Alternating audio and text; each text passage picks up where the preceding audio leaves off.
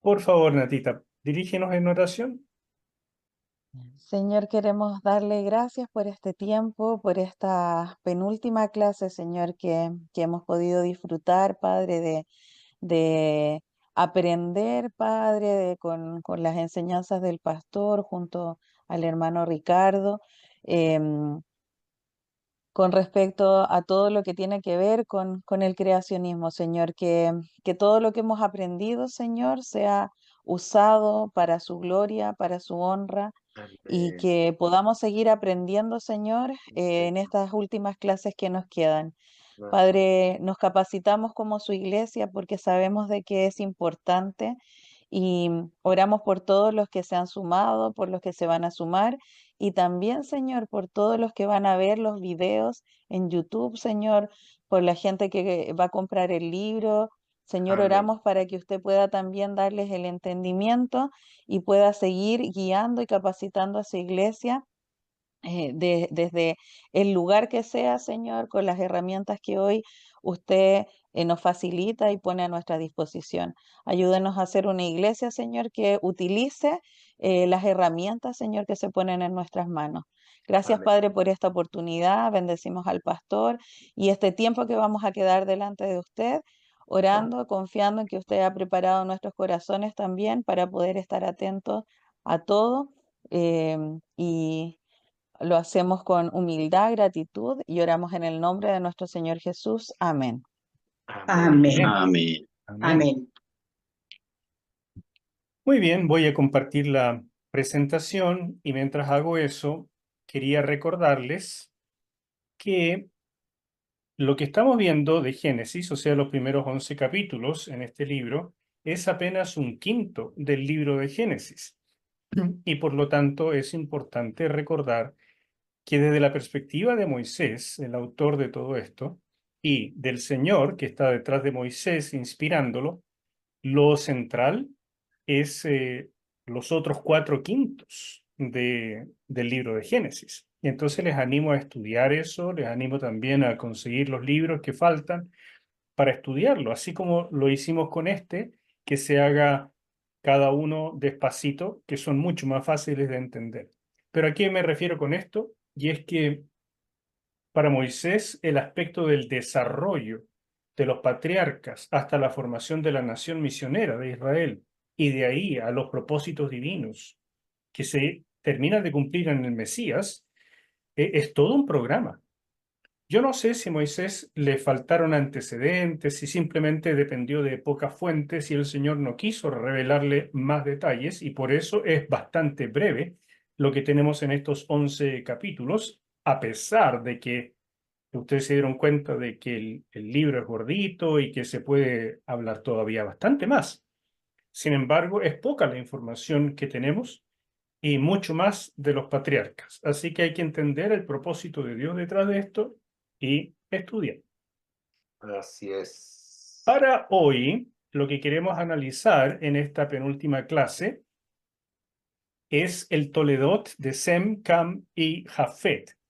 Y es la primera parte porque hoy día vamos a ver la tabla de las naciones en el capítulo 10. Ustedes se dieron cuenta que Génesis está dividido a través de estos Toledot y ahora se juntan los de los hijos en general, que terminan siendo la tabla de las naciones. O sea, esto es un énfasis también de Moisés, dándonos a entender de que todas las naciones, todos los seres humanos, cada uno de nosotros, desciende en última instancia de los 3 hijos de Noé. Eso es un énfasis importante que para nosotros no es una posibilidad, así como tampoco es una posibilidad que nosotros vengamos de Adán y Eva. Para nosotros esas cosas son ciertísimas y es parte de nuestro no solo convencimiento, sino de lo que tenemos que poder hablar y predicar con conocimiento de causa y con toda seguridad, no como una posibilidad, no con timidez, diciendo, bueno, yo sé que la ciencia dice otra cosa, pero bueno, yo soy así, soy porfiado y por eso creo estas cosas. No, no, no. Tienen que con todo aplomo decir, tenemos muchas evidencias y la verdad es que es precioso la armonía que hay en la Biblia. Hoy entonces nos vamos a dedicar al capítulo 10 Y comenzaremos hablando un poco acerca de dónde reposó el arca, porque es de allí donde surgen todas las naciones en última instancia. Ustedes ven acá el Ararat, que es un monte, este que ustedes tienen acá, es un volcán que hace un siglo, casi 2 siglos que no hace erupción.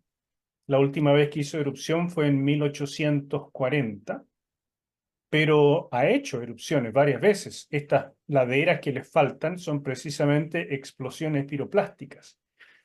Y bueno, este monte, que corresponde en realidad a una cordillera con este monte principal, está en este sector del mundo, en la frontera entre Armenia, Turquía e Irán, que queda por acá abajo. En 1829, Friedrich Parrot, un profesor alemán de filosofía natural, visitó el monasterio de San Jacobo en el pueblo de Ahora, situado en el mismo monte Ararat. Escribió que los monjes habían obtenido la madera necesaria para la construcción del monasterio de los restos del arca de Noé. Imagínense. 11 años después, en 1840, el monasterio y todos sus monjes desaparecieron tras la última erupción del Ararat. Pero se reconstruyó el monasterio, que es este que ustedes tienen acá, bastante más lejos de donde estaba antes, y ahora es otra cosa, es sólido y no contiene seguramente ningún resto del arca. El problema con las noticias acerca del arca es que se han encargado muchas personas a través de la historia de desmentirlas de una manera u otra, y de la mayor parte no tenemos comprobación documentaria. Entonces todo se cataloga en general como fake news. Pero quería mostrarles algunas de estas cosas que se dicen, y esto lo saqué de Wikipedia para que ustedes se den cuenta que es algo que está disponible para todo el mundo. No es para nada difícil de conseguir y tiene la credibilidad de Wikipedia, que no siempre es mucha y la gente la toma así como solo una referencia de pasada. Bueno, ya dijimos que en 1829 Friedrich von Parrot ascendió al monte Ararat con el objeto de hallar el arca bíblica, pero no encontró nada que pudiera demostrar que tuvo éxito. Esa parece ser la primera expedición documentada, salvo lo que él dijo acerca del monasterio. En 1916, Vladimir Roskovitsky, un explorador ruso, aseguró haber hallado a una altitud de 4.000 metros sobre el nivel del mar, en el monte Ararat, una embarcación semienterrada bajo el hielo. El zar Nicolás II de Rusia envió una expedición que ratificó que el hallazgo correspondía al arca y se extrajeron pruebas que se estimaron como definitivas.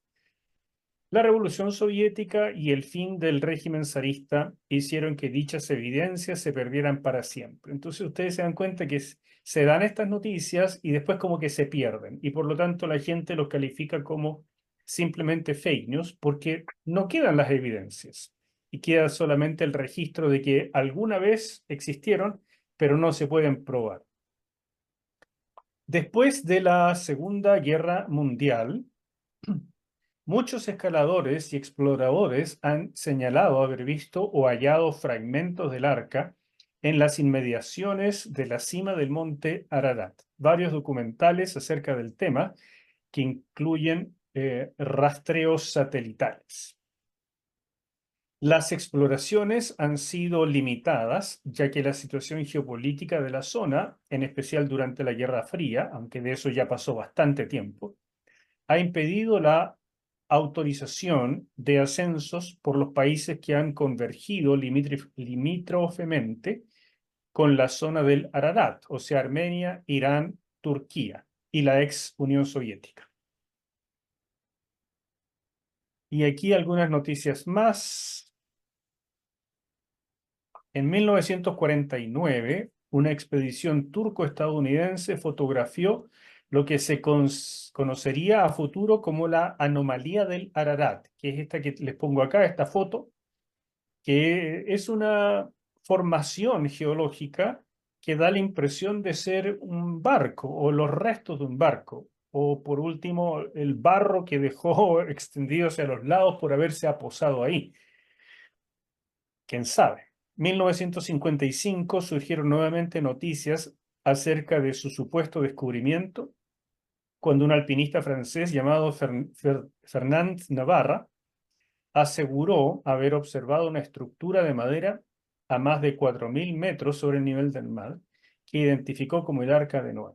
Adicionalmente, aportó un travesaño de madera negra. ¿Quién sabe dónde está ese travesaño? Todas esas cosas se pierden, por alguna razón.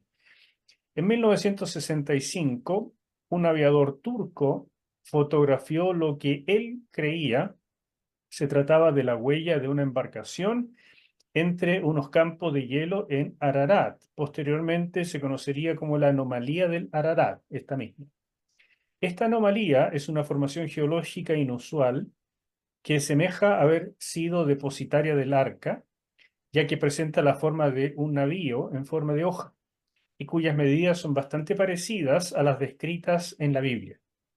Esta anomalía geológica, hallada a 4.600 metros de altura en el sector iraní, fue identificada a su vez en 1974 por satélites. Sin embargo, se demostró que se trataba de una formación de lava volcánica.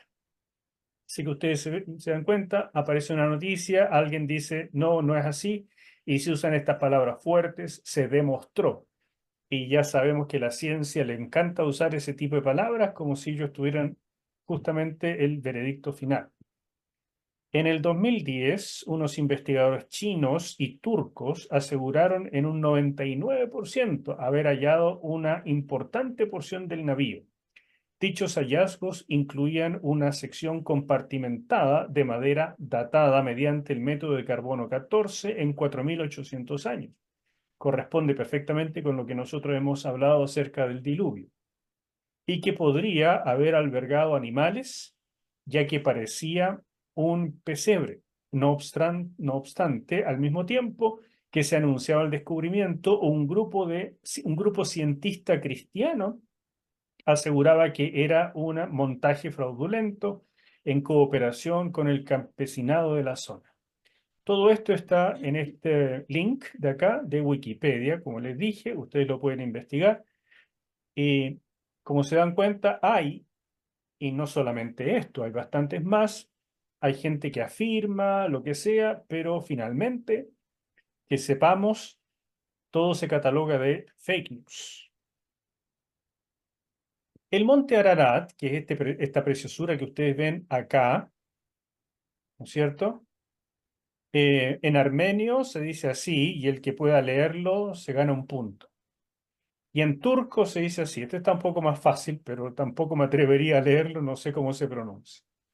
Es el pico más alto de Turquía, con 5.137 metros sobre el nivel del mar. Está en Turquía actualmente, localizado en la parte oriental del país, muy cerca de la frontera con Irán y Armenia. Se trata de un volcán inactivo cuya cima se encuentra cubierta de nieves perpetuas. A esa altura siempre hay nieves eternas. Está localizado en el extremo este de Turquía, a 16 kilómetros al oeste de la frontera de Irán y a 32 kilómetros al sur de la frontera con Armenia. Esta montaña se considera una de las más singulares de la Tierra por su amplia base y la predominancia de su silueta en el paisaje. Un cono más pequeño, de 3.896 metros, el monte Sis, es este otro que ustedes ven acá, se eleva al sudoeste del pico principal y una meseta de lava se extiende entre los dos pináculos. O sea, como ocurre siempre con este tipo de formaciones, estas montañas originalmente eran más bajas, pero en la medida que fueron haciendo erupción, se va acumulando y acumulando lava y por lo tanto crecen, pero no puedo saber cuánto fue eso porque no tenemos idea siquiera de cuántas erupciones habrá hecho. Pero nos da una idea de que cuando se posó el arca aquí en el monte Ararat, tiene que haber sido de una altura bastante menor de la que tiene ahora. Y sigo un poco con esto porque me parece interesante antes de meternos plenamente en el aspecto del capítulo 10 propiamente. El Ararat pertenece territorialmente a Turquía, sin embargo es parte de la Armenia histórica. Por eso en general a mí me gusta identificarlo más con Armenia, pero hoy en día pertenece a Turquía. Y es el símbolo nacional de Armenia. El monte aparece en el centro del escudo de armas de Armenia. La montaña es claramente visible desde la mayor parte de la República de Armenia, incluida su capital, Ereván, que es esta ciudad que ustedes tienen acá, y esa es la vista del monte Ararat desde la ciudad. Y es representada a menudo por artistas armenios en pinturas, grabados de obsidiana y demás objetos. Tras el genocidio armenio, que tuvo que ver con sus vecinos y trataron de exterminar a este pueblo, Armenia perdió el territorio donde se alza el Ararat, que quedó dentro del territorio turco. Así que ya saben quiénes los agredieron. El oráculo de Noé, y ahora vamos entrando en el texto propiamente dicho. El oráculo de Noé al final del capítulo 9, que lo estudiamos en la sesión pasada, nos guía a entender la importancia de identificar a las naciones surgidas de la descendencia de sus tres hijos. ¿Por qué? Porque cada uno de los hijos tenía ya sea una bendición o una maldición. Entonces, eso da pie de inmediato a que el lector se interese por saber, bueno, quiénes fueron los descendientes de estos tres hijos y a dónde se fueron. ¿Pertenezco yo a una descendencia bendita o maldita? Eso es lo que cada ser humano en el fondo debería preguntarse. Entonces, los cuales contaban con importantes bendiciones o maldiciones. Por su parte, la dispersión ocurrida en Babel, narrada en el capítulo 11, nos muestra cuál fue la causa de la división y esparcimiento de las naciones a través del mundo. En cambio, el objetivo del capítulo 10 es mostrarnos que todas las naciones descienden en última instancia de Noé y su esposa. Así que esto es importante tomar en cuenta. Aquí hay una representación de dónde habría estado la torre de Babel, que está en el territorio que correspondió después a Babilonia. En cambio, Armenia queda más al norte de este territorio, ¿no es cierto? El monte Ararat quedaba por acá. O incluso un poquito más todavía, por acá. Ahora bien, el tema de que uno se pregunte, yo pertenezco como descendencia a una nación o a un linaje bendito o maldito, es una pregunta interesante, pero recuerden que eso no define. Yo traté de dejar muy claro en la sesión pasada que en última instancia la decisión de cada uno es la que define su futuro. Dios no maldice a la gente como una maldición que determina su destino. Por el contrario, hay muchísimas excepciones de gente perteneciente al linaje de Cam que llegaron a pertenecer al pueblo elegido y por su fe y su arrepentimiento simplemente son bendecidos igual que cualquier otro ser humano. Así que lo importante no es si nosotros somos de descendencia jafetita, semita o camita, sino más bien qué decisión tomamos cada uno independiente y voluntariamente. No obstante, el entendimiento de hacia dónde migraron estas descendencias en gran escala, o sea, naciones, nos ayuda a entender qué es lo que pasa o cuál es la tendencia general de ciertos sectores del mundo debido a las bendiciones o maldiciones que acompañan a los fundadores de esas naciones. Moisés desarrolla con gran insistencia el mensaje de que la inclinación del hombre es hacia el mal y el caos. De hecho, esta sección comienza con la fructífera multiplicación de los hijos de Noé, pero termina con la explicación del origen de las naciones mediante la dispersión de Babel. Este es un toque de genialidad colocando el clímax de la historia al final, o sea, el capítulo 11, la Torre de Babel, pues en realidad precede cronológicamente al capítulo 10. Lo que narra el capítulo 11 pasó antes que lo que narra el capítulo 10. Interesante, ¿verdad? Pero son estas variaciones que hace el autor, o sea, Moisés, para dar un cierto énfasis o simplemente un toque de espectacularidad literaria. En definitiva, la dispersión del ser humano en el mundo, separado por los diferentes lenguajes, fue el resultado de un juicio divino, capítulo 11, y un cuadro de eso es el contenido del capítulo 10. ¿Se fijan? En el capítulo 10, la gente es dividida en parte por sus lenguas, su lenguaje, y nada de eso existía hasta la dispersión de Babel. Por eso sabemos que el capítulo 11 viene antes que el 10. Pero siguiendo el orden de la Biblia, vamos a analizar el 10 primero.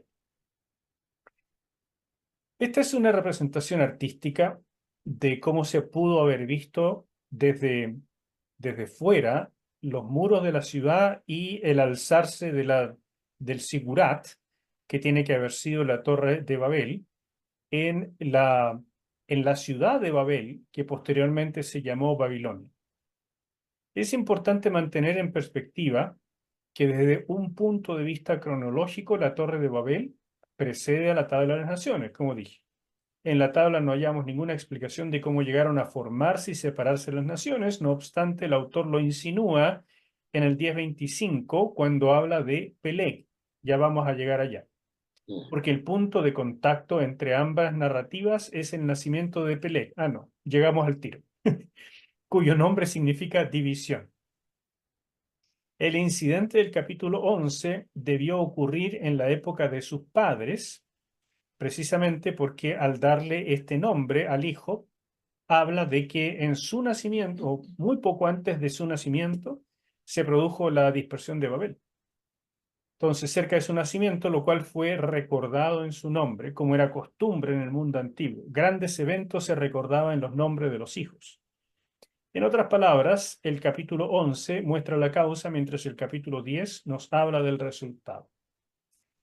No sé si alguien se puede criar bien con el nombre división, pero es lo que le tocó a Pelé, ¿verdad? Y para que sepan entonces que en el mundo antiguo esto era realmente una costumbre. Todos los eventos raros que pasaban en el tiempo del nacimiento de una criatura eran indicadores de los padres para darle un nombre. Así nos metemos ahora propiamente en la tabla de las naciones. Es una pieza única, absolutamente única en la literatura antigua, así lo reconocen todos los arqueólogos. Es el único vínculo conocido entre la descendencia de Noé después del diluvio y la era prediluviana. No se ha encontrado ningún otro documento antiguo con esta amplitud y precisión o exactitud. Es realmente una joya literaria del mundo antiguo que solo está en la Biblia y todos los arqueólogos connotados lo reconocen. En grandes rasgos, este mapa nos ayuda a entender cómo fue la dispersión. Desde el Ararat, por supuesto, comenzaron a poblar cada vez un poquito más amplio la zona, ¿verdad? Pero la Torre de Babel se, se construyó, bueno, este mapa es muy pequeño para mostrarle, pero se construyó en la zona que corresponde actualmente o sea, antiguamente a Babilonia, y que mayormente está donde hoy es Irak. Allí es donde se construyó Babilonia y la Torre de Babel. Y después de la dispersión de lenguas, sobre todo, el capítulo 10 nos dice que los semitas mayormente se direccionaron hacia el oeste, especialmente a esta franja que está por acá arriba, donde serían algunos países como Rusia y cosas por el estilo.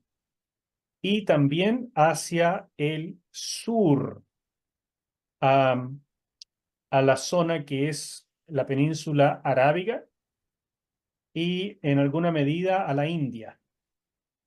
Por otra parte, los jafetitas se migraron principalmente al occidente, a esta sección de acá que sería Europa.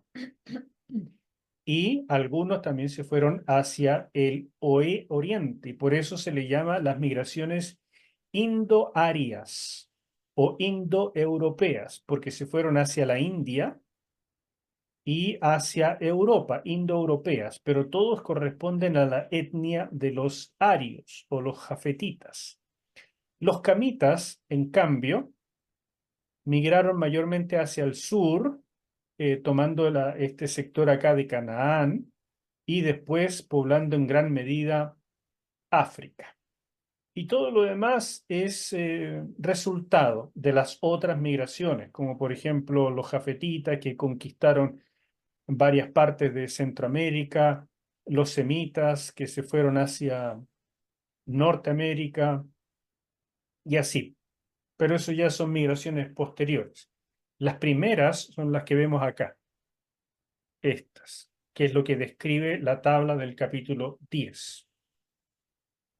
Aquí hay otro mapa, un poquitito más grande, donde ustedes ven el Golfo Pérsico y los famosos ríos de Mesopotamia, el Tigris y el Éufrates. Y en este sector habrían ido los semitas, como les habría mostrado. Esto es la parte que se conoce como la península arábiga, hasta abajo. Este es el Mar Rojo. Aquí llegaron los hijos de Cam. Aquí está Misraim, que es una forma de hablar de Egipto. Y Egipto queda por aquí estaría el delta de Egipto, un poquito más allá tal vez. ¿Qué más? Muchos de estos son descendientes de Jafet, pero otros se fueron hacia el oriente y por eso se llama, como le dije, la migración indoaria. Y eso nos permite a grandes rasgos. El capítulo 10 está dividido de la siguiente forma. Hay 14 nombres de los jafetitas, 30 de la línea de Cam y 26 de las de Sem, totalizando 70. Es interesante pensar quién hizo este recuento.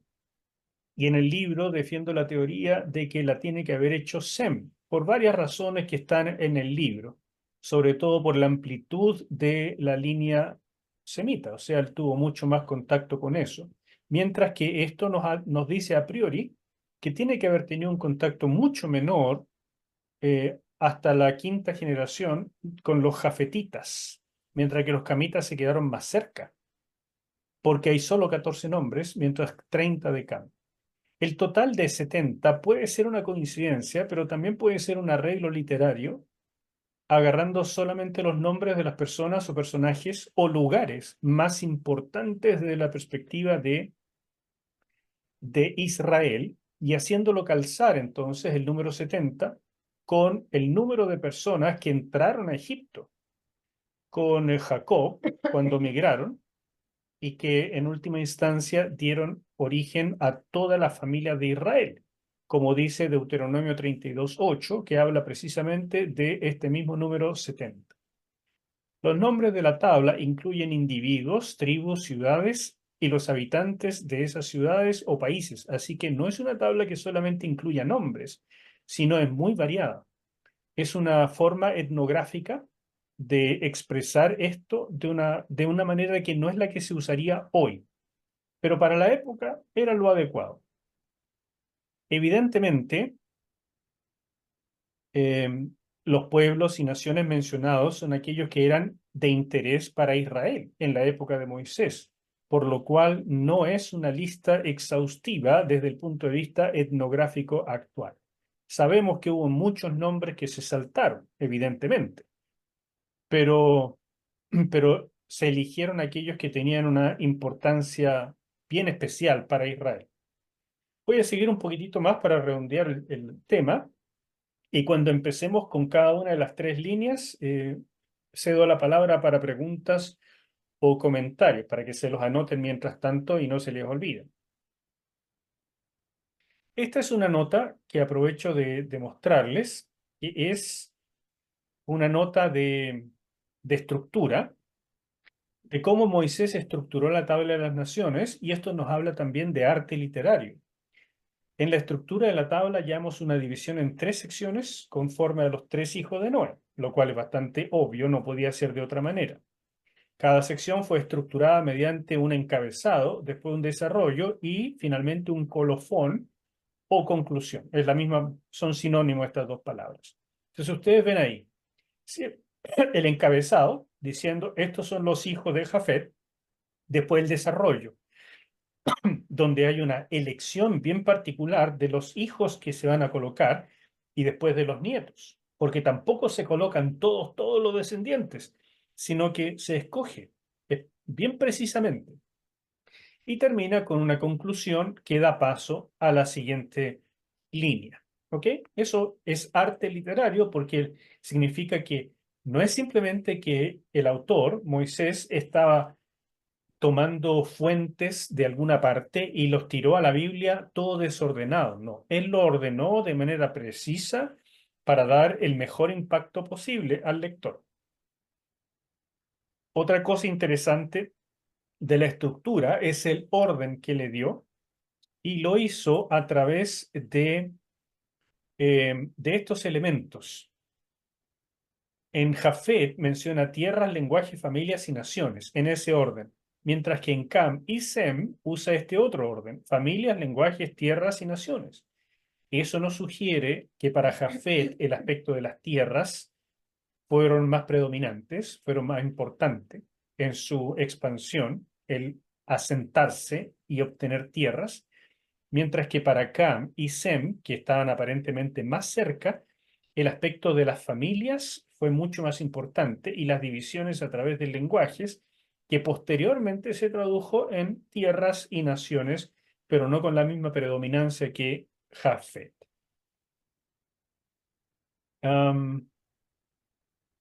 La sección de Jafet usa entonces un orden propio, como ya les dije. Nos dice claramente que el contenido de Génesis 10 fue escrito después de lo ocurrido en Babel, porque antes de eso no había lenguas, sino solo un idioma común. Muchas veces me han preguntado cuál habrá sido el idioma original. En el libro defiendo una postura que es que podría haber sido un idioma muy parecido al paleohebreo. Paleohebreo significa el hebreo más antiguo que se conoce, un hebreo más sencillo que el actual. Y eso porque eh, es muy posible que Sem, quien escribió todo esto, se hubiera, o parte al menos, de el clan de los semitas, se hubiera mantenido un poquitito más separado de el epicentro de la desgracia que fue entre los camitas construyendo la Torre de Babel y todo ese asunto, en abierta rebeldía contra los planes del Señor. Y si Sem se mantuvo un poquito más apartado, al menos una parte de ellos, es posible que entonces preservaran el idioma más antiguo, el original, aquel con el que hablaban entre ellos, con su papá en el arca de Noé, y que habría sido el idioma que se arrastraba desde que el Señor les enseñó a hablar a Adán y Eva. Es muy posible, pero no hay ninguna forma de probarlo, es solamente una suposición. En todo caso, todo esto sugiere que la división en lenguas corresponde a las familias y que cada subdivisión llegó a ser una nación caracterizada por familias con una lengua en común. Los científicos hoy en día del aspecto social, de todo lo que tiene que ver con antropología, suponen que el lenguaje, así como la formación tecnológica de los seres humanos y la formación de civilización, fue un proceso gradual y de tipo evolutivo.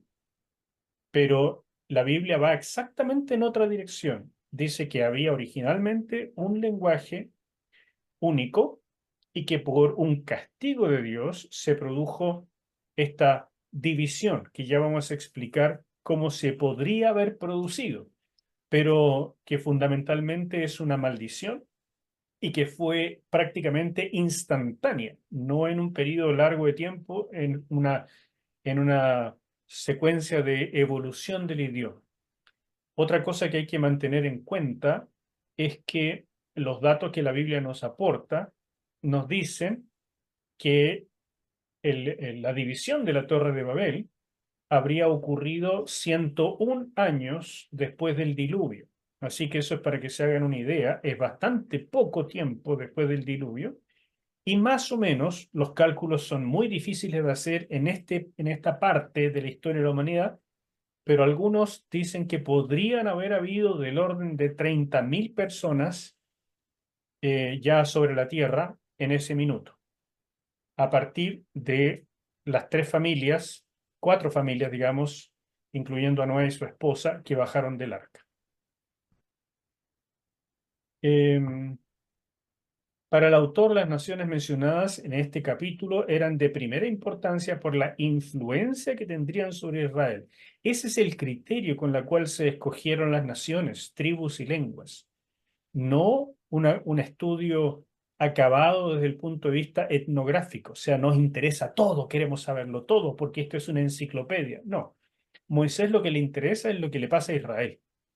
Entonces, lo primero fue los países que estaban alrededor y después los que estaban más lejos en la medida que tenían alguna influencia con Israel mismo.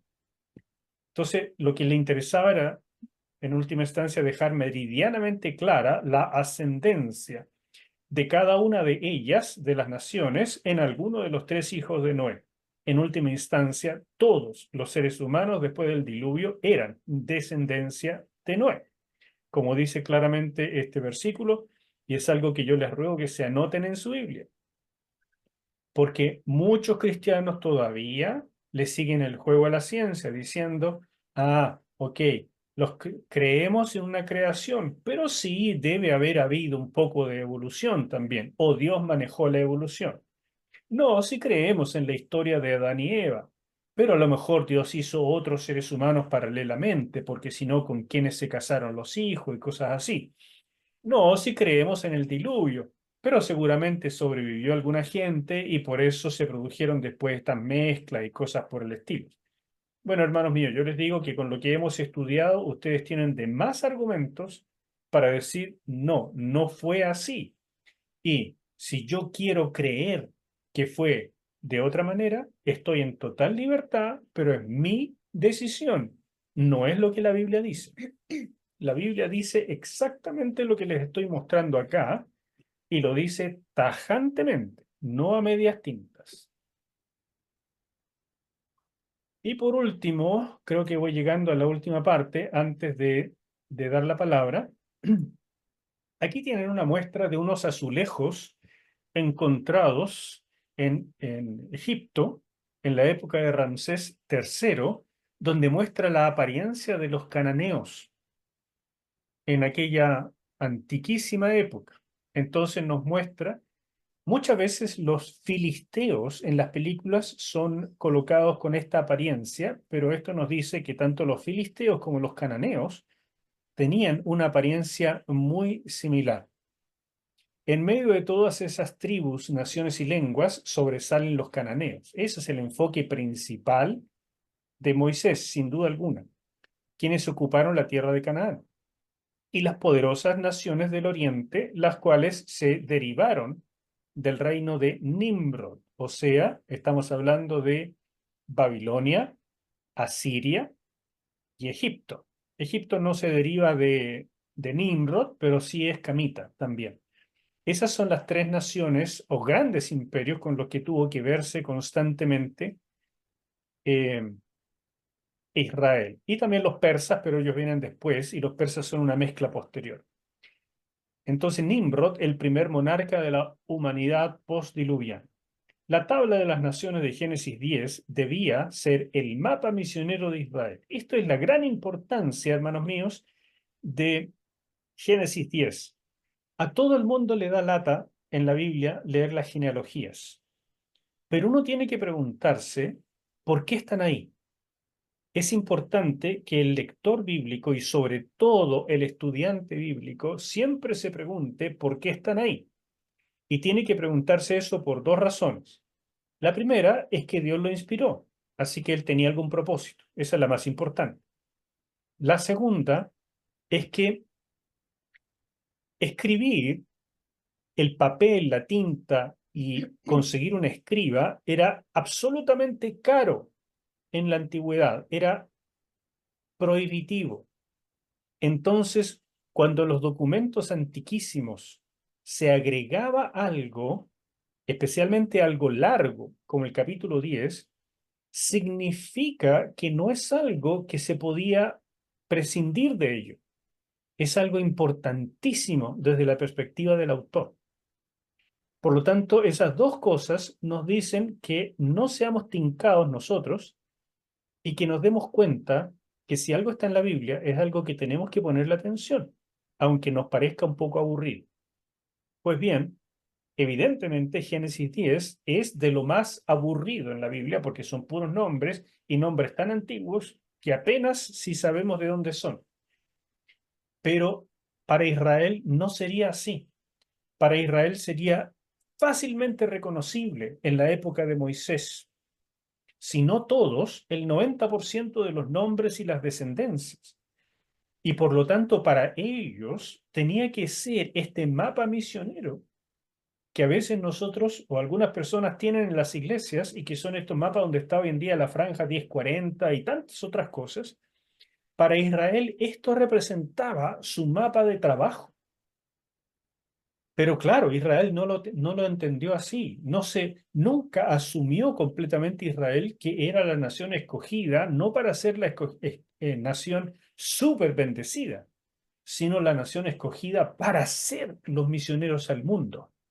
Eso no lo entendió nunca Israel y por lo tanto el Señor terminó poniéndolos a un lado y trabajando con una nueva nación, pero dispersa en todo el mundo, que es la iglesia.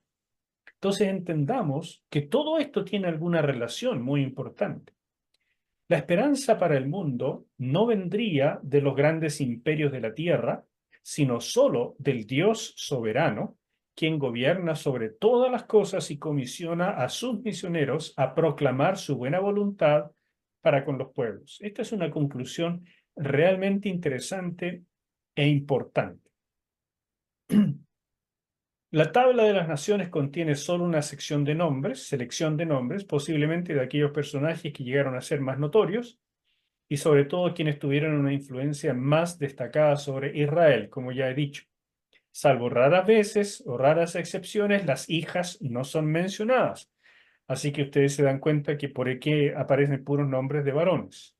En general hay bastante incertidumbre en el presente acerca de los pueblos y las tierras relacionados con los nombres de las listas, porque ha pasado demasiado tiempo. Entonces no sabemos si los nombres que hoy en día se han preservado corresponden exactamente a estos nombres tan antiguos o a personajes posteriores. Y ese es un problema. Entonces, los estudios, aunque hay muchos sobre esto, son siempre con harta incertidumbre. Y también lo que escribí en el libro tiene bastante incertidumbre. A grandes rasgos, uno se da cuenta de esto, ¿no es cierto?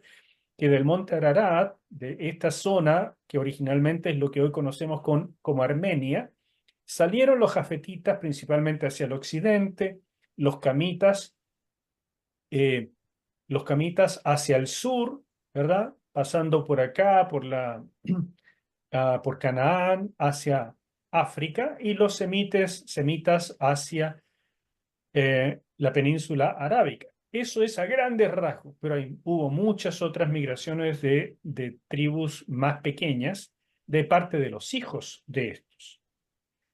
Es difícil saber a quiénes se refiere la historia, eso ya lo mencioné. Y aquí viene el primero de las, ¿cómo se dice? De las divisiones. Así es que después de esta larga perorata, les dejo ahora el tiempo para que puedan hacer preguntas o comentarios. ¿Sí, Tito? No sé si se podría saber la razón de los distintos colores después de la piel de las personas, si todos los seres humanos salieron de Noé y sus hijos. Eran Claro, tres, yo creo que eran los tres del mismo color, después no sé qué pasó con las razas, que ahora vemos algunos negritos y los otros de distinto color. sí. Bueno, en el capítulo 11 vamos a ver algo de eso. No tanto, pero en el libro sí está bastante explicado ese aspecto. Pero lo que puedo resumirles es que los tres hijos evidentemente tenían toda la información genética de sus padres y ellos la traían. Entonces, traían toda la información genética y por tanto, desde Adán. Y en esa información genética estaban todos los colores de la humanidad. Por tanto, estos tres hijos, en efecto, eran capaces de formar desde no sé, un rubio sueco hasta un negrito del África. Todos los colores intermedios y todas las formas. Y como se argumenta en el libro, lo más probable es que después de la dispersión de Babel, los hombres, los seres humanos, que se dispersaran y no podían entenderse entre sí, formaran grupos, pequeños clanes, pequeñas comunidades entre los que podían entenderse, y eso hizo que mucho de esto se transformara casi en una especie de edad de piedra, porque los grupos se redujeron mucho, la tecnología no podían llevarla, no podían ni siquiera entenderse. Por lo tanto, esa es la época en que se refugiaron donde podían, incluso en cavernas y cosas así. Y eso desde el punto de vista de nosotros, los creacionistas, es la época que los científicos hoy, los antropólogos, paleontólogos y arqueólogos descubren como los primeros asentamientos humanos que ellos asumen como la época de los neandertales, de los cromañones y cosas así, pero para nosotros es el efecto postdiluvio. Y esa aislación que produjo la dispersión hasta que pudieron volver a comprenderse, intercambiándose, ¿verdad? Casándose entre sí para poder interactuar con los diferentes idiomas, esa aislación es la que tiene que haber producido la preponderancia o la alta información genética concentrada, que entonces hizo que el color y las características de ciertos padres se empezara a replicar de manera muy fuerte en una sola línea y por lo tanto se asentaran. Ustedes se dan cuenta que hoy en día, en la medida que se ha globalizado todo y se casan blancos con negros, amarillos con rojos y así, todos con todo, ya es mucho menos distinguible quién es quién, porque como que ya, como que no hubieran blancos puros, ni negros puros, ni amarillos puros, sino que todo es un poquito una mezcla. Y aparecen blancos con rasgos asiáticos, negros con ojos claros, y así todo está ahora mucho más globalizado. Y creo que es una especie de vuelta al principio, donde en todos los seres humanos, o sea, de los tres hijos de Noé, estaba la información genética de todo el mundo. ¿Me explico? Hoy en día se hacen algunos exámenes donde la gente se puede averiguar de dónde viene su ascendencia. Y es para la risa. A mí me da risa porque dicen, uy, ¿sabías que yo tengo un 2% de africano, un 8% de escandinavo, un 5% de qué sé yo? Y la gente se sorprende diciendo, wow, ¿cómo puede ser? Y yo le digo, pero si es obvio, si todos descendemos de Adán y Eva y todos descendemos de Noé y su familia, por lo tanto, todos vamos a tener de todos y además vamos a tener ciertos porcentajes específicos por la dispersión de la Torre de Babel, donde produjo esta acentuación. Pero nada más que eso, es acentuación. No son razas diferentes. Bueno, les ruego que lean este aspecto que es muy interesante, que lo lean con cuidado en el libro porque ahí está bastante explicado. Ceci, Ya. Mira, yo alcancé a notar una parte que tú dijiste que Israel nunca entendió y por lo tanto Dios terminó trabajando con las iglesias. con la iglesia. Claro, claro, con la iglesia, bueno, con la iglesia, exactamente. Entonces me quedó dando vuelta que, ¿qué va a pasar? Israel está disperso en todo el mundo, por lo tanto, ¿qué va a pasar al final de los tiempos si el Señor está trabajando con la iglesia y Israel, cuál es su papel en este minuto? En este minuto es un pueblo testigo, un pueblo que conserva cierta herencia y que conserva testimonio, pero un pueblo incrédulo y es un pueblo que igual tiene pactos y por lo tanto está bajo la protección de Dios. Y Dios va a trabajar con ellos en algún momento porque Dios está comprometido y el Señor siempre cumple lo que promete. Así es. Entonces la iglesia no se mezcla con Israel, pero al mismo tiempo cualquier judío que hoy se convierta al cristianismo, a la fe del Señor Jesús, digamos, a la fe mesiánica, pasa a ser parte de la iglesia, aunque ellos digan, no, nosotros somos judíos mesiánicos. No, no, no, son iglesia, porque Son- solo hay un pueblo de fe que sigue a Jesús, y es la iglesia cristiana. Entonces los judíos que se convierten en el presente son iglesia, aunque ellos no lo quieran reconocer. Y en el futuro Dios va a trabajar con ellos y se va a producir un avivamiento, un reconocimiento generalizado de su Mesías en Jesucristo. Pero ya en esa época, si somos premilenaristas del rapto, entonces la iglesia ya no va a estar. Y por lo tanto, ese nuevo pueblo con el que el Señor va a trabajar es una mezcla de gentiles y judíos convertidos a la fe cristiana, pero una fe que no va a ser como la iglesia que conocemos hoy, porque es la última etapa y en medio de grandes persecuciones. Pero Israel tiene un futuro, César, un futuro porque Dios siempre cumple lo que promete. Un futuro étnico, un futuro nacional y un futuro en los planes de Dios. Está prometido en Romanos capítulo 9 al 11, especialmente el 11. Así es que Dios lo va a cumplir.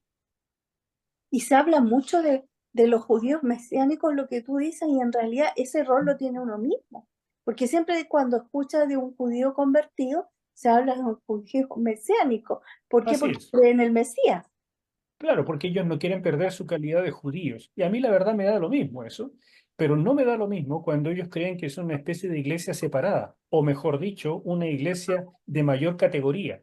Ese es el tipo de pensamiento con el que combatió Pablo en Gálatas, por ejemplo.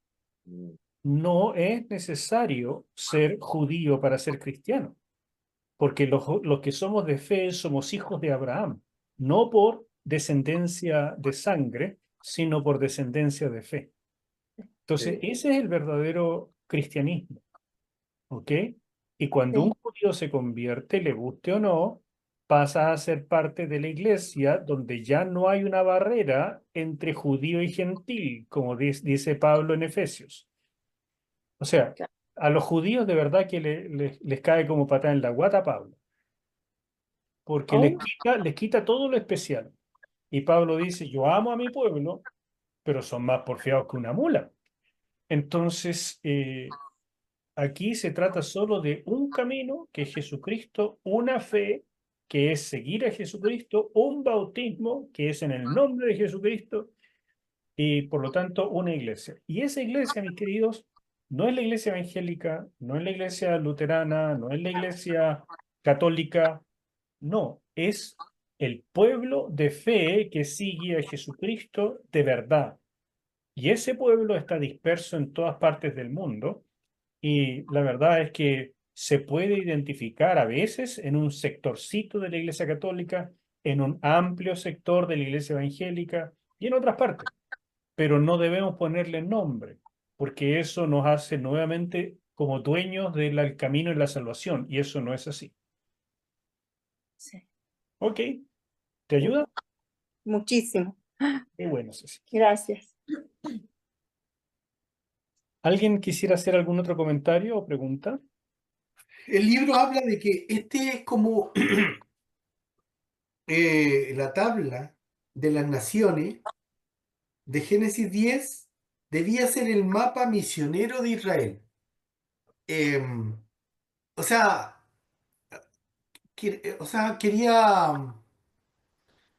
Ay, no me queda, no me calza muy bien con el tema. ¿Por qué este mapa debía ser un mapa misionero si no necesitaba mapas para ser misionero? Si podía, igual hay que llegar a todas las naciones, no importa dónde se hayan ido, no importa dónde estén, hay que llegar a todos.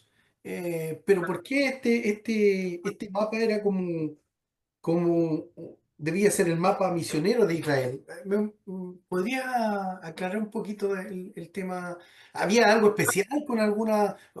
Eh, quizás yo lo entiendo, quería ver la historia de Canaán, ¿no es cierto? ¿Dónde estaban ubicados? Porque al final ellos tenían que ser eliminados. Eh, eso me gustaría aclarar un poquito. Sí, Lucho. Bueno, yo creo que es una forma de decir que tenía que ser el mapa, porque ellos no usaban ni siquiera mapa, pero, pero es una forma de hablar para mostrar que tenía un propósito este capítulo 10. De todas maneras, tú le puedes preguntar a cualquier misionero en este mundo y lo primero que hace antes de salir a las misiones es mirar un mapa. Tiene que saber para dónde va. Sí, claro. Empieza a estudiar cuáles son las características de la nación, qué lenguaje se habla y todo eso. Entonces, esa es la función que cumple Génesis 10. Le dice a Israel, si tú tienes que evangelizar, tienes que hablarle de la fe ya vista, de la fe de Yahweh, a un jafetita, piensa que estos tipos hablan estos idiomas y viven en esas regiones y tienen estas costumbres. Ahora, si tú tienes que evangelizar a un camita, mira, date cuenta del tremendo enredo que tienen en Egipto con sus creencias. Entonces, eso es Ah, un entiendo. mapa misionero en última instancia. Sí, ok. Fernando, A ver, hay algo que a mí todavía me cuesta entenderlo un poquito o no sé cómo asociarlo, y es el tema de el lenguaje y los rasgos físicos. Eh, a ver, yo entiendo de que en algún momento hubo esta confusión de lenguas y claro, se juntaron los que podían entenderse, digámoslo. Sin embargo, hay un tema que tiene que ver con el rasgo físico. Los ojos rasgados de ciertos pueblos y hablan precisamente el idioma que los identifica, por decirlo así. O los morenos, o los muy rubios y cosas así. Entonces, no sé si estoy haciendo bien o exponiendo bien la duda, porque yo digo, ¿cómo coincidió de alguna manera que todos los ojos rasgados hablen chino? Por ejemplo, estoy lanzando ahí ideas nomás. O todos los negritos hablan un idioma, bueno, el idioma que hablan los negros, ¿no? Allá en África, digamos, y así. O por qué en algunas naciones las estaturas y todo eso, y coincide con, oye, son de tal lugar, son latinos, por decirlo de otra manera. Entonces, eso a mí no lo logro asociar con esto de que se buscaron para poder entenderse, y que estoy seguro que fue así, pero coincidieron incluso en rasgos físicos. Ahora, yo estaba leyendo recién Cantar de Cantares, donde habla de que, dice, no me reprendas por ser morena, porque el sol me miró. Entonces yo digo, quizás en algunos lugares el sol es tan fuerte que provocó que la piel se oscureciera y eso fue provocando un cambio genético. Mire, yo lo que estoy diciendo lo que estoy diciendo es lo que estoy pensando, ni siquiera lo estoy analizando. Así que si me entendió me puede ayudar.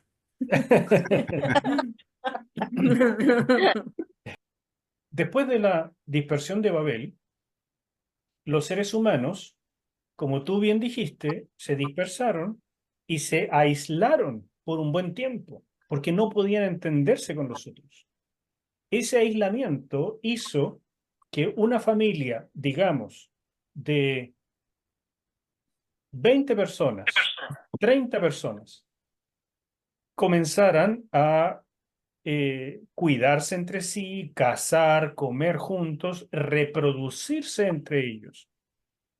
Como era tan temprano en la historia de la humanidad, no había grandes problemas genéticos, entonces no se producían mutaciones inadecuadas. Simplemente se producía una reproducción con una mayor carga genética de los padres, porque eran de los mismos y vuelta a los mismos y vuelta a los mismos.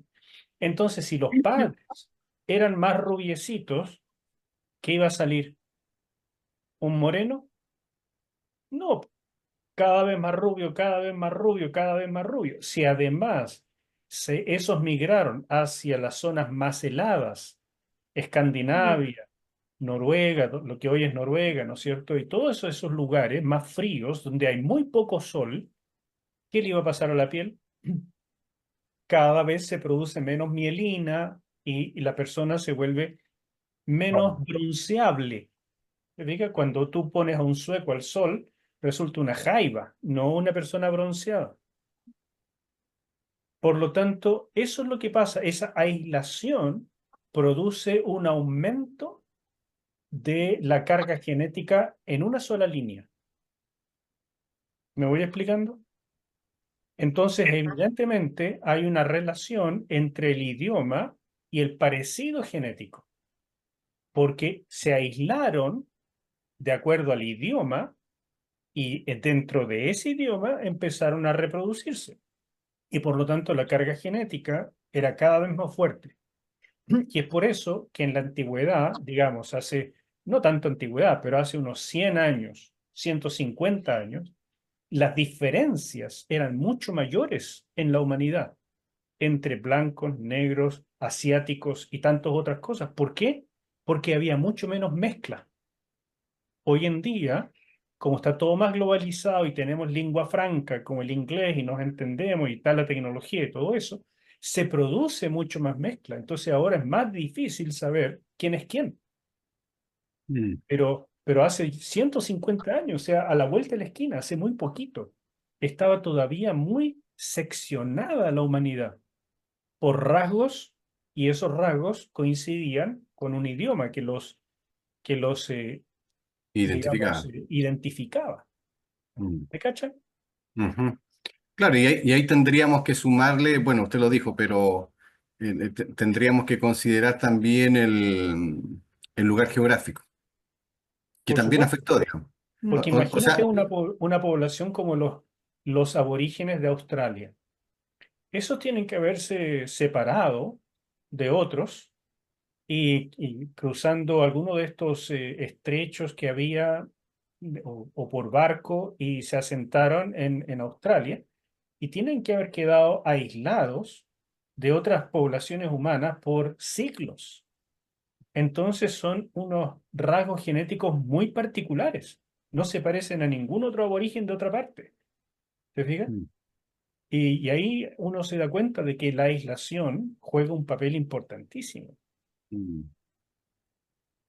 se entiende, me ¿Y ayuda. habrá alguna explicación en cuanto al por qué estaban hablando un mismo idioma y después dejaron de... ¿Es solo un milagro? ¿Hay alguna explicación para eso? ¿Teoría? ¿Algo así? Evidentemente es un milagro, claro.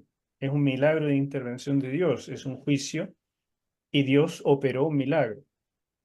Algunos piensan que la gente comenzó a hablar de inmediato en un idioma diferente.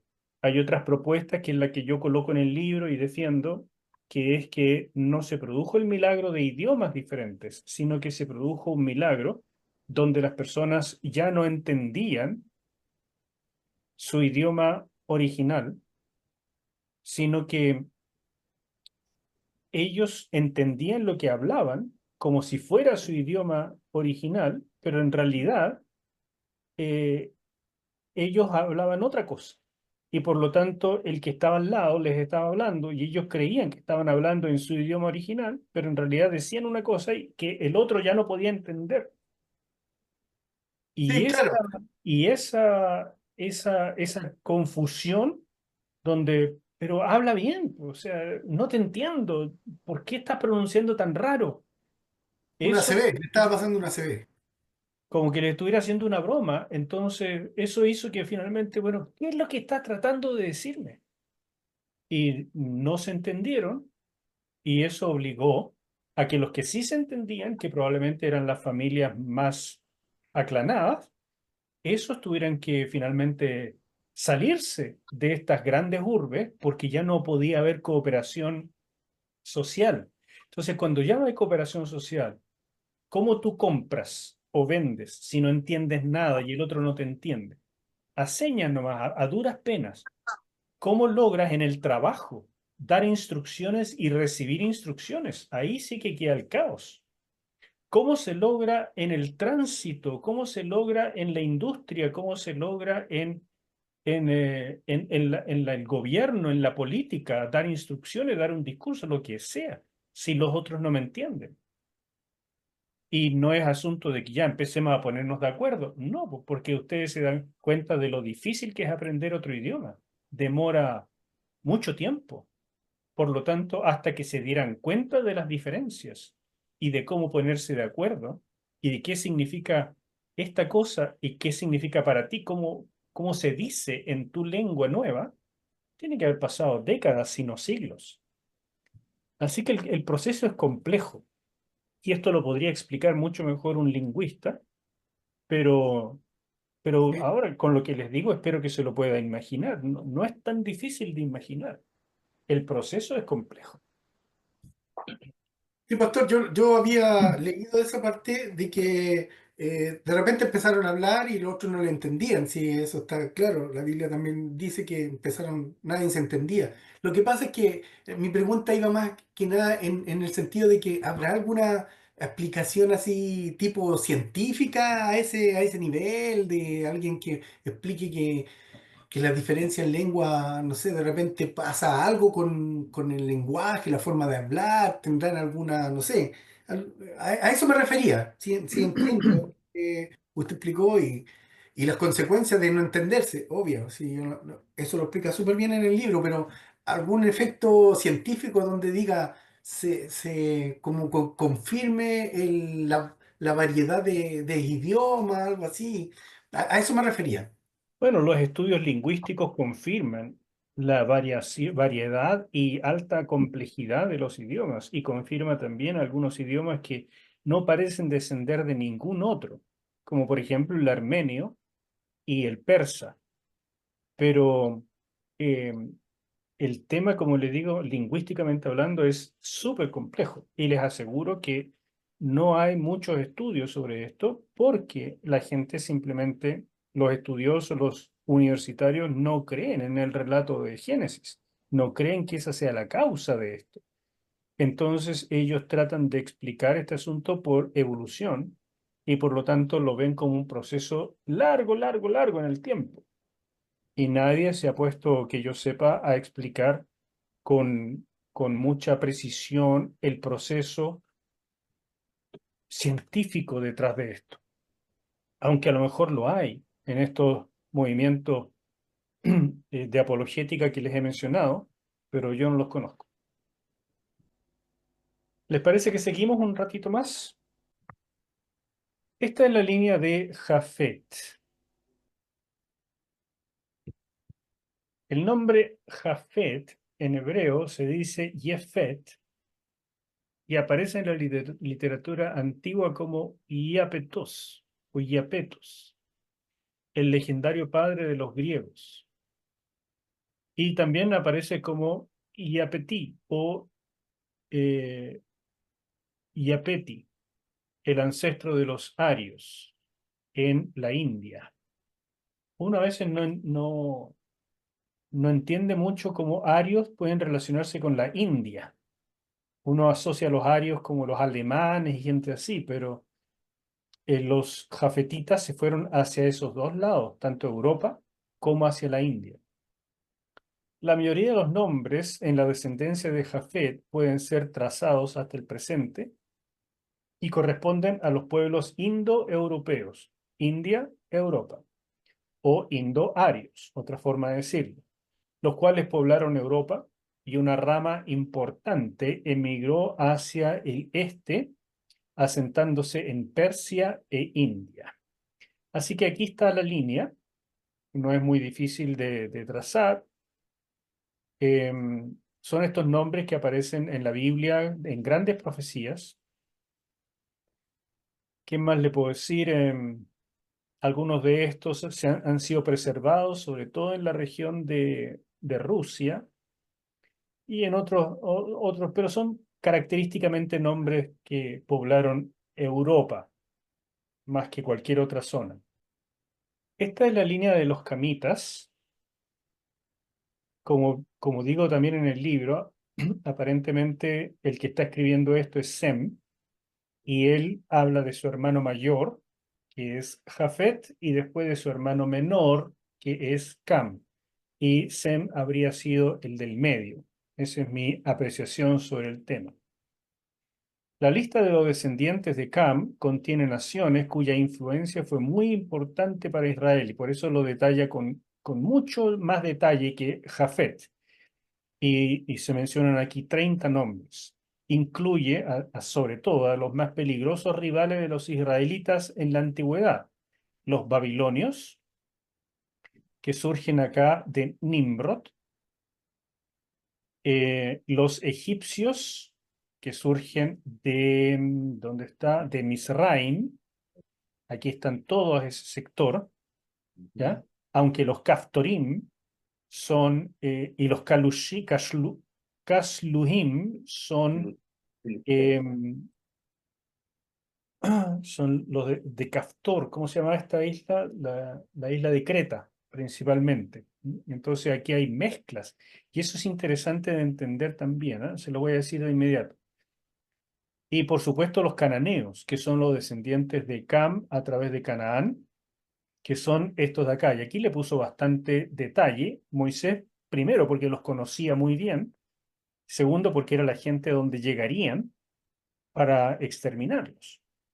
Entonces es interesante sobre todo que se incluya a Sidón, porque Sidón es un asentamiento fenicio, según la historia antigua, y los fenicios serían jafetitas. Entonces, ¿por qué se incluye acá esto? Y el tema es que desde el punto de vista antropológico, alguno de los grupos mencionados en la descendencia de Cam debiera incluirse entre los semitas y algunos jafetitas, como les dije. Eso nos enseña que en Génesis 10 el criterio de clasificación más importante no es la herencia o el lenguaje, sino el hecho de llegar a ser parte de los pueblos bajo la maldición pronunciada por Noé sobre Cam, mejor dicho, Canaán. En otras palabras, los pueblos que tuvieran el comportamiento de los cananeos, el tipo de adoración de los cananeos, estaban bajo la maldición de Cam, aunque no fueran cananeos. ¿Me explico? Entonces, eso es una división muy particular de criterio en cuanto a maldición, no propiamente a herencia de sangre o de, qué sé yo, de origen absoluto. ¿Ya? Eso ténganlo en cuenta. Y en el libro eso se explica. Algo súper interesante es que Moisés dejara 4 versículos para un solo personaje, Nimrod. No parece mucho 4 versículos, pero cuando nos damos cuenta y en general los demás ocupan una parte de un versículo, esto es impactante. Y es porque este caballero, Nimrod, en hebreo Nimrod, tuvo un impacto extraordinario. Mientras Cus y sus hijos migraron hacia el sur y el oeste, penetrando Arabia y África, el más ilustre de sus hijos se estableció en el valle de los ríos Tigris y Éufrates, en la planicie que se conoce como Sinar. El hecho de que el autor separara este pasaje completo de 4 versículos para hablar de un solo personaje señala su importancia y el marcado interés del escritor en la descendencia de Cam. Los logros de Nimrod como guerrero, cazador y fundador de ciudades, representaban el ideal de los héroes mesopotámicos, especialmente de sus reyes. Así que no es casualidad, porque de ellos precisamente, o sea, de Nimrod precisamente descienden los imperios que se asentaron en esa zona, en Sinar. Y estos imperios son los acadios, los sumerios, los babilonios, los asirios y posteriormente los persas y los medos. Todos esos se asentaron en ese sector y son descendientes de alguna manera del trabajo de Nimrod, aunque después Nimrod o los descendientes de Nimrod mezclados con semitas. El nombre Nimrod se debate el significado, pero parece que puede traducirse como revelémonos o nos revelaremos. Y esto cuadra con el espíritu de los constructores de la Torre de Babel, según el capítulo 11. ¿Qué más tenemos? Las leyendas mesopotámicas celebran que Nimrod luchó con monstruos y leones. Tal vez adquirió reputación cazando grandes depredadores que podían representar un peligro para las poblaciones humanas de la época. O sea, se empezó a hacer fama como un cazador profesional, pero no probablemente de cazador para comida, sino cazador de monstruos, así como los caballeros feudales de la Edad Media cazando dragones, bueno, algo así. Y en esa época poco después de la salida del arca, tienen que haber existido dinosaurios y animales de enorme tamaño que claramente podrían verse como monstruos y como peligrosos para la humanidad. Entonces, tipos como Nimrod tienen que haber contribuido, sin duda, a la exterminación y finalmente extinción de estos grandes animales. El registro fósil que ya vimos atestigua de que después del arca continuaron existiendo estos grandes animales. Entonces, un poderoso cazador de esos monstruos debió adquirir la reputación de héroe y protector de la humanidad, que no habría sido el caso de un cazador común y corriente. Morris, que ya lo hemos citado varias veces, propone la interesante teoría de que Cush, el hijo mayor de Cam, y que es el padre de Nimrod, lo llamó así por el resentimiento ante la maldición pronunciada sobre el linaje de su padre. Para la época del nacimiento de Nimrod, aparentemente el menor de los hijos de Cush, ese resentimiento se había agudizado, por lo cual, consciente o inconscientemente, entrenó a su hijo para liderar la rebelión contra los propósitos divinos para la humanidad. Su misión sería luchar para lograr el gobierno sobre los hombres, arrebatando así la bendición dada a Jafet y Sem. En la medida que Nimrod llegó a ser el primer poderoso de la tierra, porque de hecho fue el primer gobernante de estas grandes ciudades, muchos camitas, semitas y jafetitas estaban bajo su dominio. Se asentó finalmente en la fértil planicie de Sinar y comenzó a edificar un gran complejo de ciudades que dieron origen a su reino con centro en Babel. Todo eso es histórico y concuerda perfectamente con la Biblia. El problema es que junto con eso se produjeron grandes leyendas mesopotámicas que le daban a Nimrod características legendarias, características como de semidios. Y a partir de hecho, de eso se han hecho incluso películas hoy en día, donde Nimrod es un brujo, un semidios y cosas por el estilo. Se han hecho un montón de teorías acerca de este personaje, por lo importante que es en este relato. Lamentablemente nada de eso se puede corroborar, pero él impactó su época. No cabe duda que en aquel entonces los hombres todavía eran muy longevos. Así que usted imagínense que este gobernante no fue rey por unos 40 años como eran los reyes longevos de épocas posteriores, sino que este pudo haber liderado la zona por 200, 400, 500 años, no lo sabemos. Por lo tanto, claro que dejó una enorme marca. Tampoco sabemos la estatura de un hombre así, porque en las leyendas mesopotámicas, sobre todo a los reyes, se les concedía una estatura mayor a la de los hombres normales, y cuadra un poco con el aspecto de esto de los Nefilim, y les voy a mostrar una imagen posteriormente.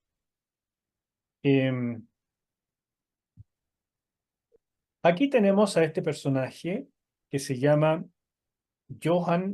Robert Johann Koldewey. Es un alemán, arqueólogo y arquitecto, famoso por sus intervenciones arqueológicas a comienzos del siglo XX en los yacimientos de la antigua Babilonia en el territorio del actual Irak. Participó en las excavaciones alemanas del periodo que está ahí marcado, y este caballero fue el que descubrió las ruinas de la antigua Babilonia, donde descubrió cosas como estas, ¿no es cierto?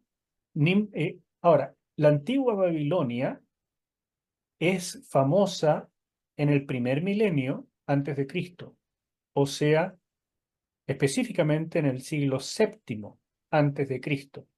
Y eso está muy lejos de la época de Nimrod. ¿Me explico? Para que no se me confundan. Pero es la misma zona.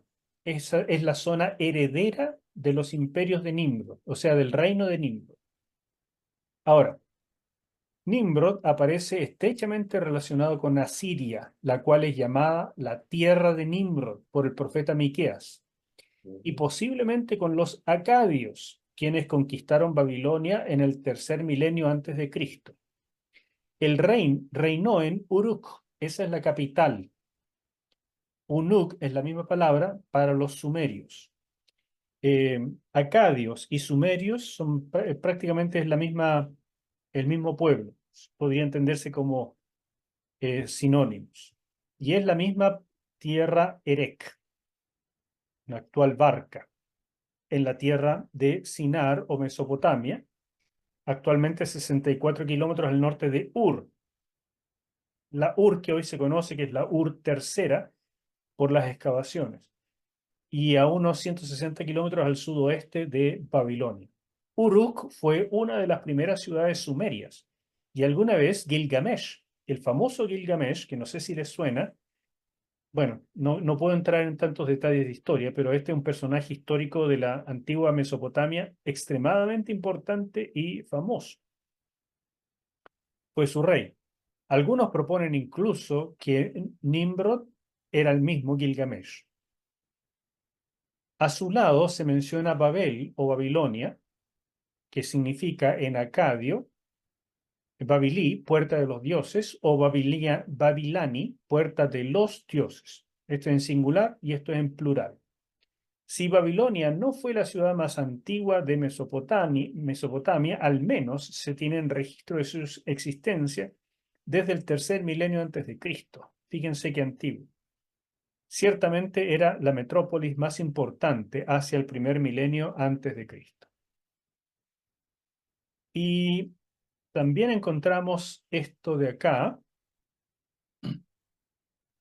Estos son otros restos muy importantes en las excavaciones del mismo caballero que mencionamos antes, ese alemán, que nos dice, esto por ejemplo es la puerta de Ishtar, que está en un museo alemán en Berlín, y esto azul, que es bien característico de Babilonia, es puro lápiz lazuli, que se extrajo de Afganistán. Solamente hay dos lugares en el mundo donde se produce el lápiz lazuli, que es en Chile y en Afganistán. Y gran parte de las decoraciones de la antigua Babilonia estaban con esta piedra preciosa. Este es un antiguo templo de Et Menanki, que es un antiguo templo al dios principal de Babilonia y tiene forma de sigurat. Esto ya está un poco reconstruido, pero les voy a mostrar en la próxima sesión las ruinas que se descubrieron de este lugar y que se cree podría estar emplazado en el mismo lugar donde estuvo el sigurat original de la Torre de Babel. Entonces, Esta ciudad, Akkad, era el centro del imperio acadio, esencialmente sinónimo del imperio sumerio. Calne es otra ciudad, Kelene, no ha sido identificada. Desde Sinar, Nimrod exploró Asiria, que después se le llamó la tierra de Nimrod, ubicada al norte de Babilonia, en la Alta Mesopotamia, desde donde desarrolló el imperio asirio. Así es que el imperio asirio es básicamente camita, por Nimrod. Pero después, este imperio y el babilónico fue invadido por semitas. Y por tanto se produjo la mezcla camita-semita, que fueron los imperios posteriores que dominaron sobre Israel. Espero que no les confunda esta historia, pero es parte de lo que hay que saber para entender el relato de Génesis 10. Aquí tienen una imagen de estos reyes asirios, babilónicos en este caso, con el característico peinado y la característica barba cuadrada. Y este podría ser perfectamente Nimrod, cazando leones y cazando monstruos. Pero ustedes se dan cuenta de que algo en particular, y es el tamaño del león y el tamaño de Nimrod. No sé si no les importaban las proporciones, pero sí les importaban a ellos. Nimrod tenía una estatura enorme, porque ustedes pueden a un león macho como este, con toda su melena, ustedes lo ponen de pie, y el león mide como 2,5 metros. Y Nimrod aparece como más alto que el león. Entonces, eso es un pequeño indicador, podría ser dudoso, pero no es un dato para despreciar, de que en efecto este personaje fuera muy, muy alto. En Asiria, Nimrod fundó 4 ciudades: Nínive, que es la más característica porque Nínive o Ninúa en asirio es conocida como la ciudad de Nimrod, ¿no es cierto?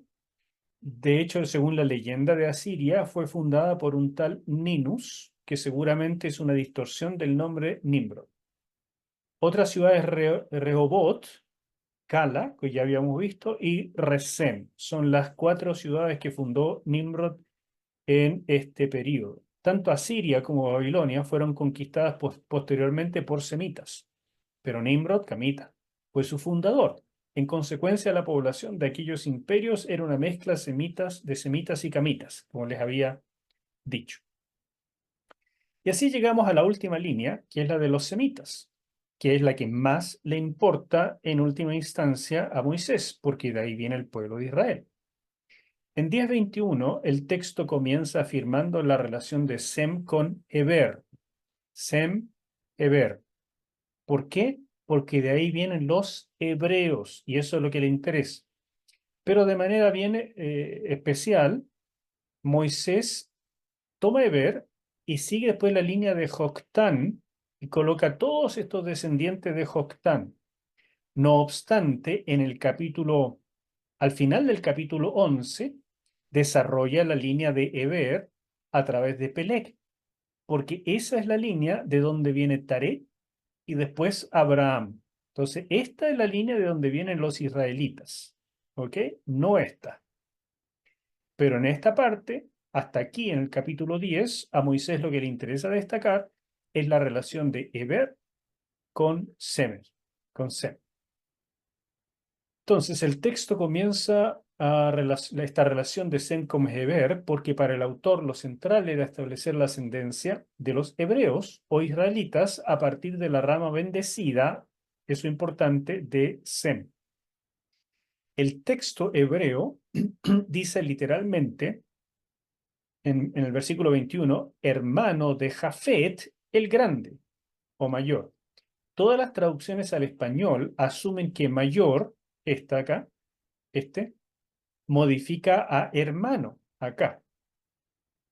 Por lo cual, Sem sería el hermano mayor. Otros piensan que mayor modifica a Jafet. Desde el punto de vista gramatical, esto sería lo más correcto, porque por lo general las palabras modifican al sustantivo más cercano. Entonces, grande debía modificar a Jafet y no a hermano. Entonces, eso nos diría, como apoya la Septuaginta y aparentemente el texto masorético, que Jafet era el hermano mayor. Y eso se verifica por esto, además. Sem nació en el año 97 o 98 antes del diluvio, como podemos saber comparando estos versículos. Mientras Noé, dice claramente, tuvo su primer hijo a los 100 años. Entonces aquí hay una diferencia de 2 años. Por lo tanto, el primer hijo tiene que haber sido Jafet. Y 2 años después nació Sem. Esto parece ratificar la suposición de que Jafet era el mayor de los hermanos, luego Sem, y por último Cam era el menor. Aquí está la línea que se traza en Génesis 11. ¿Se fijan? No en la que vimos recién. ¿Por qué? Porque ahora a Moisés le va a interesar conectar esta línea de Eber, pero con Abraham. Entonces vemos la misma parte. Sem, Arfaxad, Salah, y después llega a Eber. Lo mismo que antes. Pero ahora se va por la línea de Peleg, no de ¿cómo se llama el otro? De Joctán. Se va por Peleg, ¿no es cierto? Entonces, de Peleg nació Reú, de Reú Serug, de ahí Nacor, y de ahí ya Taré. Y Taré tuvo a 3 hijos, Abraham, Nacor y Harán. Entonces, si uno suma los años estos en los que tenían los padres al momento del nacimiento, dice a los 100 años, pero 2 después del diluvio, entonces Sem le nació Arfaxad y por eso eh, podemos empezar a calcular los años. Y de ahí, calculando esto, entonces llegamos a que el nacimiento de Peleg ocurrió en el año 101 después del diluvio. Año 101. Y Peleg significa división. Entonces asumimos que en el nacimiento o un poquitito antes, muy poquitito antes, se produjo la dispersión de Babel. ¿Me siguen? Ese es el cálculo que se hace para decir más o menos 100, 101 años después del diluvio, se produjo la dispersión de Babel. Y ya vamos llegando al final. Les puse este cuadro porque no puede haber nada más característico que las expresiones de estos hombres y uno los reconoce de inmediato como judíos en la actualidad. No sé qué tienen en la cara, pero uno sabe cuando una persona es judía. Bueno, la mayoría, por supuesto, que también están mezclados, pero tienen rasgos muy característicos. Bueno, Eber es el padre de los hebreos. Eber se escribe así en hebreo. Eber. Aquí le pusieron una H, pero es un error porque esto no es una H. Entonces, lo interesante es que en Josué 24, en estos versículos dice, y dijo Josué a todo el pueblo, así dice Jehová, Dios de Israel, vuestros padres habitaron antiguamente al otro lado del río, esto es Taré, padre de Abraham y de Nacor, y servían a dioses extraños, y yo tomé a vuestro padre Abraham del otro lado del río y lo traje por toda la tierra de Canaán y aumenté su descendencia y le di Isaac. Al otro lado del río es una referencia a el Éufrates. Entonces nos dice que los primeros descendientes eran de la parte de Mesopotamia, de ese sector, de Sinar. En otras palabras, se contrapone la región más allá, Abar, del río Éufrates y la de Canaán. Por tanto, la designación de Ibri, así se dice hebreos en hebreo, Ibri, se aplicaba a los nómadas que venían de Aram Naharaim. Eso significa Aram de los 2 ríos. Este es el lugar de los arameos, que es la parte sur de Mesopotamia. Y son estos ríos, el Tigris y el Éufrates, cuyo origen étnico de los ibri, o sea, de los hebreos, parece haber sido una mezcla de arameos provenientes del este y amorreos del oeste. En otras palabras, nos interesa saber que los hebreos vienen de Eber, pero posteriormente se siguieron mezclando y todo. Y la línea que finalmente se conoció como los patriarcas de Israel son los Ibri, que parecen ser una mezcla primordial de arameos y amorreos. Por tanto, en 10:24, el autor nos muestra la ascendencia de los patriarcas bíblicos en Eber, eso es lo que más le importa, bisnieto de Sem, por la cual llegaron a ser llamados hebreos. Y la última lámina, continuando con esto de los hijos de Eber, tenemos lo siguiente, en el versículo 25. Tuvo 2 hijos, Peleg y Joctán. El nombre proviene de la raíz palag, que significa dividir.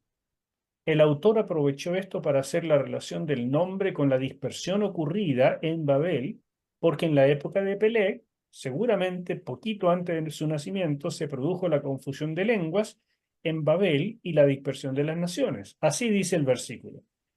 Y a Eber nacieron 2 hijos. El nombre del uno fue Peleg, porque en sus días fue repartida, ahí viene la palabra palag, la tierra, y el nombre de su hermano fue Joctán. Esto es lo importante. En sus días se produjo la dispersión de Babel. Posiblemente debido a ese evento es que Eber llamó hacia su hijo. Peleg nació 101 años después del diluvio, según lo que les calculé hace un ratito. Joctán, en hebreo, Yoquetán, en Arabia se conoce un lugar llamado Beni Cachtán, hijos de Cachtán. Es posible que el nombre tuviera relación con la raíz hebrea Catán, ser pequeño, ya que Joctán era el hermano menor de Peleg. Lo interesante de esto es que tribus al sur de Arabia, que dicen ser árabes puros, señalan ser descendientes de Cachtán, Yoctán. El nombre de los hijos de Joctán parece confirmar esta relación con Arabia, especialmente el sur de Arabia. Uno siempre habría dicho que los árabes eran camitas, y sin embargo son descendientes, según esta historia, que puede ser o no 100% cierta, serían descendientes de los de Eber. Así que son más hermanos de los hebreos de lo que ellos mismos quieren reconocer. Y más aún porque una gran rama de los árabes surge de Ismael, que era hermano de Isaac. Así que el parentesco no se les quita nunca. Y eso es todo por hoy. Espero que haya sido instructivo esta tabla de las naciones y todo lo que eso conlleva. Y dejo el tiempo para preguntas o comentarios. Y recuerden que nos queda una última sesión el próximo miércoles, donde vamos a analizar el capítulo 11 y, por supuesto, evidentemente, vamos a redondear algunos aspectitos que aquí quedaron algo volando. Los escucho. Doctor, interesante el tema de que yo pensé que Noé tenía trillizos y al final me quedó claro que no es así. No, no fue así. Claro, que en Génesis 6:10 no lo aclara, entonces me dejó con la duda. No lo aclara, pero Génesis tiene la costumbre de decir cuando se producen nacimientos inusuales. Ok. ¿Ya? Y al no decirlo, nos está diciendo que debieron ser partos separados. Lo otro que también entendía que los hijos de, de Canaán, por la maldición, por el oráculo que le hizo Noé, de que iban a ser siervos, iban a servir a sus hermanos. Estos se desplegaron para el lado de África y se entiende que los africanos generalmente sacaron de ahí esclavos para todos lados, ¿no? Eso es una suposición compleja, Lucho, bien compleja, porque es la justificación que se usó para esclavizar a los africanos.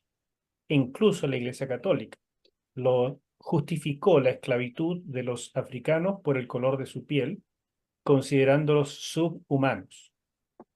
Eso es algo que es un desastre de la historia del mundo, una vergüenza de la historia del mundo, y no tiene nada que ver con la maldición sobre Cam, porque Dios no predetermina a una nación ni a un grupo étnico para ser esclavo de otros. En primer lugar, como dije, cualquiera puede salir adelante por su fe.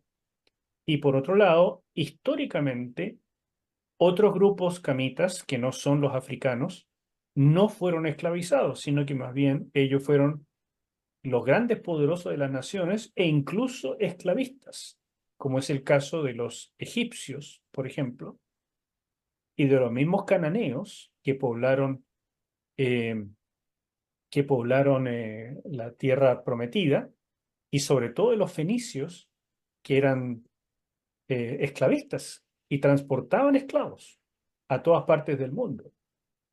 Y tal vez los más grandes esclavistas fueron los jafetitas, pero no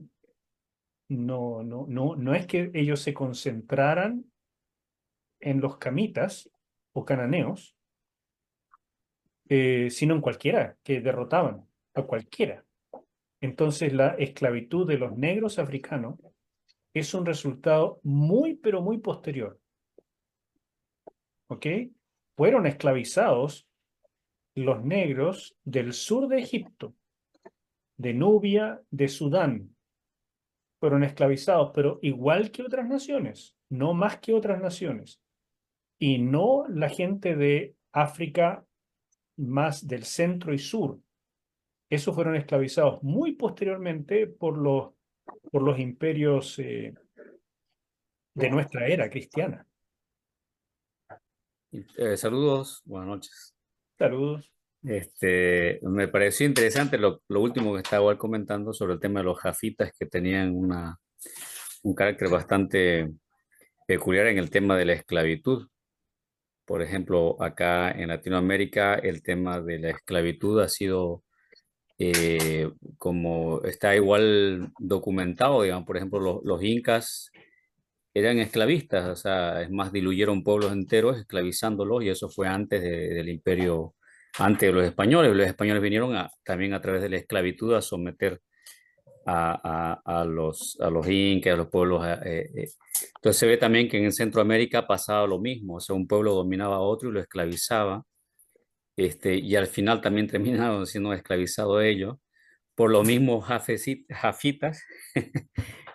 Como interesante ese análisis, como una corriente espiritual muy potente, digamos, en esta línea generacional, digamos, ¿no? De la descendencia del lado de los jafitas.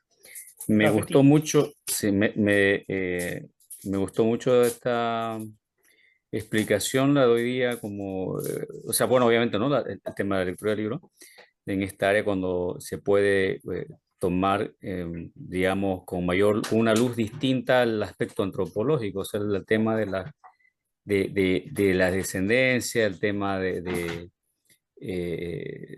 toda la explicación que hoy en día se puede tener ya con luces científicas respecto a la descendencia en el mundo, ¿no?